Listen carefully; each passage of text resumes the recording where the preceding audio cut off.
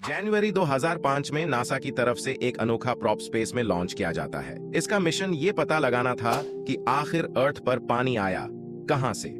Deep impact नामी ये prop 27 crore kilometre troll करने के बाद एक कॉमेट के करीब पहुंचता है और इसी कॉमेट में छुपे थे कि ऐसे राज जिन्हें पिछली कई सदियों से ढूंढा जा रहा था। आइए जानने की कोशिश करते हैं कि ऐसी कौन सी चीजें वहां पर उन्हें मिली थी। दोस्तों, पूरे यूनिवर्स में सिर्फ एक ऐसी जगह है जहां ह्यूमन बीइंग्स जिंदा रह सकते हैं। ऐसा मालूम होता है जैसे अर्थ को इंसानों के लिए बनाया गया है। यहाँ वो तमाम चीजें मौजूद हैं जो जिंदगी के लिए बहुत अहम हैं। पानी, खाना और ऑक्सीजन। इतनी वसीया और जायंट यूनिवर्स में दूसरा कोई ऐसा प्लेनेट हो या ना हो, लेकिन फिलहाल हम सिर्फ अर्थ को ही जानते हैं जहां पर इंसान बगैर किसी मदद के जिंदा रह सकते हैं।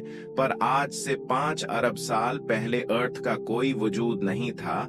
जिस जगह पर आज अर्थ और हमारा सोलर सिस्टम मौजूद है, ये मिल्की वे गैलेक्सी का किनारा है। जब हमारा प्लैनेट नहीं था तो इसकी जगह यहाँ पर एक बहुत बड़ा बादल हुआ करता था।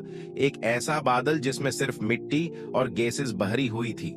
आखिर इस बादल में ऐसा क्या हुआ जो ये एक प्लैनेट में बदल गया? वही प्लैनेट जहां आज हम रहते हैं। मिट्टी और गैसेस के इस बादल को मॉलिक्यूलर क्लाउड कहा जाता है। इस बादल में डस्ट पार्टिकल्स थे जिसमें रेत, सिलिकॉन और मुख्तलिफ मेटल्स के जर्रात भी शामिल थे। इस बादल की पैदाइश मुख्तलिफ डेड स्टार की वजह से हुई थी।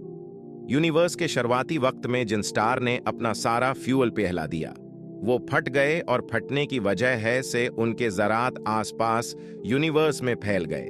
ये आसमान में दिखने वाले बादल की तरह नहीं, बल्कि ये कुछ ऐसे दिखते हैं जिनको होल स्पेस टेलीस्कोप की मदद से कैप्चर किया गया था।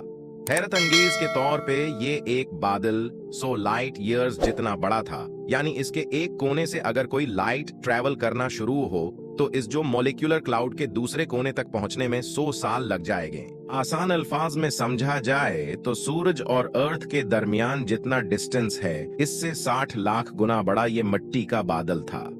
सिलिकॉन एक मिनरल है जो पत्थरों में पाया जाता है और इसके बनने के लिए पानी बहुत जरूरी है। और क्योंकि इसमें यूरेनियम के ज़रात भी होते हैं, इसी वजह से रेडियो एक्टिविटी के मदद से इसकी एज का पता लगाया जा सकता है। अभी तक अर्थ पर मौजूद जितने भी सिलिकॉन के सैंपल्स की एज निकाली गई है, उससे मालूम होता है कि वो 4 अरब साल पहले बने थे। यानी अर्थ है पैदा होने के 50 करोड़ साल बाद। मॉलिक्यूलर क्लाउड से अर्थ की पैदाइश, मार्स जितने बड़े प्लैनेट का टकराना, अर्थ का टिल्ट होना या चांद की वजह से समंदर में लहरें पैदा होंगी, होना करोड़ों किलोमीटर दूर जुपिटर की वजह से अर्थ को पानी मिलना, जिंदगी के आसार बेहतर होते दिखाई देते हैं। यहाँ तक अर्थ का टेम्परेचर काफी हद तक गिर चुका था, करीब 100 डिग्री सेल्सियस तक। लेकिन जिंदगी के लिए सबसे अहम चीज अभी भी अर्थ में नहीं थी, ऑक्सीजन। तो अब आप मुझे कमेंट में बताएं कि अर्थ के एटमॉस्फेयर में ऑक्सीजन कैसा आया। आज की वीडियो में इतना ही। मिलते हैं किसी नेक्स्ट वीडियो में। बाय।